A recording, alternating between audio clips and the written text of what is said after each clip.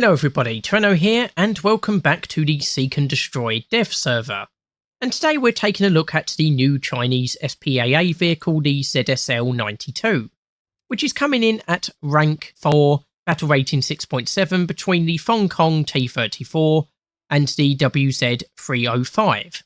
So this is based on the same chassis as the AFT-09 and the PLT-02, and so it's a pretty speedy vehicle, 41 miles per hour top speed, which is pretty fast, and that's on 8 gears when going forward, but unfortunately the reverse speed is only 3.5 miles per hour on 1 gear, and it will struggle a little bit on off-road terrain because of the wheels, but decently fast enough vehicle. But of course the main feature of this vehicle is the 25mm gun. So it's got a vertical guidance of plus 55 to minus 8, so it can't fire directly up, which could be a bit of an issue when dealing with enemies. And it's got a targeting speed of 24 degrees in the horizontal, 22 degrees in the vertical, and the reload rate is 32.5 seconds, so yeah, that's not going to be very good if you run out of ammo for that. It's going to take a very long time to reload it. But looking at the ammunition, you've got your default belt, which is armor-piercing tracer and fragmentation incendiary tracer, and with that you've got a maximum penetration of 51mm. Then you've got a fragmentation incendiary tracer only belt, and an AP only belt. So 51mm isn't the worst penetration in the world. You can obviously deal with some lightly armoured enemies and the flanks of enemy tanks, but obviously this is going to mostly excel in dealing with enemy aircraft.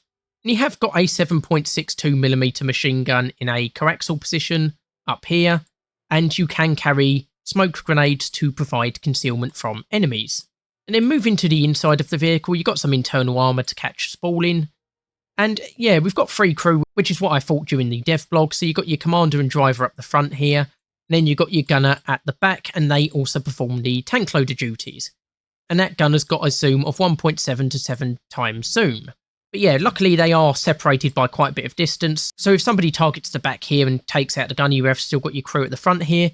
But if these 2 at the front get knocked out, then obviously the vehicle is destroyed. So a bit of a blessing in some regards and not in others. Then moving on to the armour, it's not particularly great. It seems to max out at about 20mm. And while it's high hardness rolled armour, which is a little bit more effective than regular armour, bullets are going to go straight through. The only saving grace is that it might not set off the fuses of shells with high explosive within them, so I suppose that's a bonus, but yeah, this is extremely lightly protected. It's not going to deal well in straight up fights. And so that is the ZSL-92. Unfortunately, I can't take it out on a test drive because I'm not that far on the Chinese tech tree. But yeah, this looks to be a very good SPAA vehicle.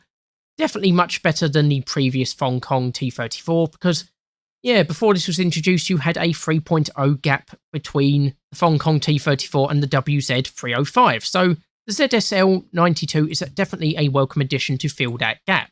Anyway, like I say, just a quick video on the ZSL-92. Hopefully you've enjoyed this episode. Hopefully you'll join me for the next one. I've been Treno, and I'll see you next time.